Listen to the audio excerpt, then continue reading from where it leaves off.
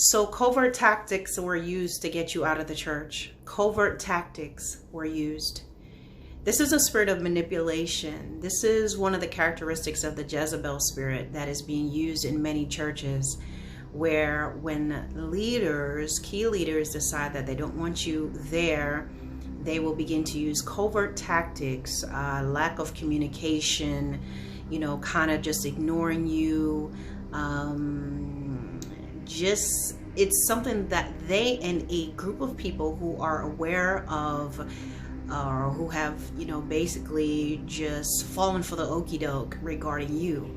No one has ever come to you and spoken to you directly, but because the leader has deemed that you are a problem, then what they decide to do is to, basically in a nutshell, is to smoke you out. They don't want to be guilty or said to have been the ones that sent you away, or they were the reasons you left. So they do little passive aggressive things to make you feel like you're isolated, to make you feel like you're by yourself. They know what they're doing, but they deny it. So therefore, it gives the enemy room to play games in your head to make you feel like you're not, what you're seeing is not really happening. What you're feeling is nothing more than your imagination. But I'm here to tell you that when you're walking in the Spirit of the Lord, it is called discernment. Jesus was able to decipher and able to call the Pharisees out because he knew the thoughts of their hearts. He heard it. He knew the thoughts of their hearts. And so therefore he was able to call them out, even though they denied it and, try to push back. So I want you to understand, number one, you were never crazy. You knew that you were walking in the Lord. You were seeking him. You entered into that ministry, that place to do the things of God. But perhaps based on the fact that you were not compromising, and because, you asked questions, because you shared things, and then just something happened where they just don't want you there. So they get onto this thing to try to get rid of you. Sometimes, unfortunately, some of you go there with a family and they make a decision that, well, they want to keep your wife, but not you. Or they want to keep your husband, but not you. They want your kids and your husband, or the kids and the wife, but not you. And so because so many people have put their whole lives in the hands of man, leaders are able to actually split families. So what happens is they begin to make your wife or your husband or your children begin to see you as the bad guy or the bad person.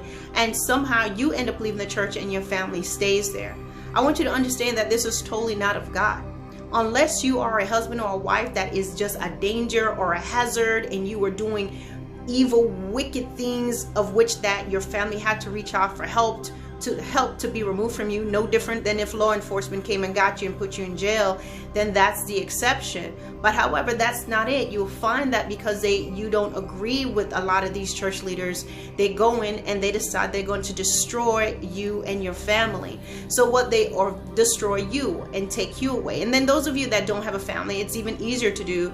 So they play these little games, and the people that once used to talk to you and things of that nature, they don't talk to you, and they make things difficult for you within the ministry. And when you're still trying to do the things of God and you're still trying to talk, you're trying to reach out, they close off communication. They're very clipped, they're very frigid, they're very just elusive.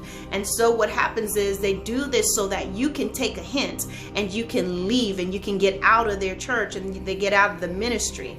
Okay, so I want you to understand, number one, God has seen it and he's aware of it. Number two, no, you are not crazy. You have discernment. You saw what happened. Number four, it's not by chance that you left. Was it 3 or 4? I've lost track. But God pulled you out of that mess. And I want you to know that he's going to hold them accountable for what they did. Stop feeling guilty. Stop letting the enemy play mind games through these people who played covert mind games to make you feel as if, well, it's you're crazy, you left. Because I'm here to tell you, you saw what you saw. Because since you left, did they reach out to you? Have they reached out to you? Have they tried to make amends with you? Have they tried to find out anything about you, your family, or just you? No, they have not, because that was the desired thing. They wanted you out. Okay? So I want you to look to the hills from whence comes your help. Your help comes from the Lord who made the heavens and the earth. And he's not going to suffer your foot to be moved. The sun shall not smite you by day, nor the moon by night. He will preserve you from all evil. He preserve your soul. He's going to preserve your going out and your coming in from this time forth and forevermore. Don't worry about it. God has seen it. You're not crazy. So stay encouraged. Peace out.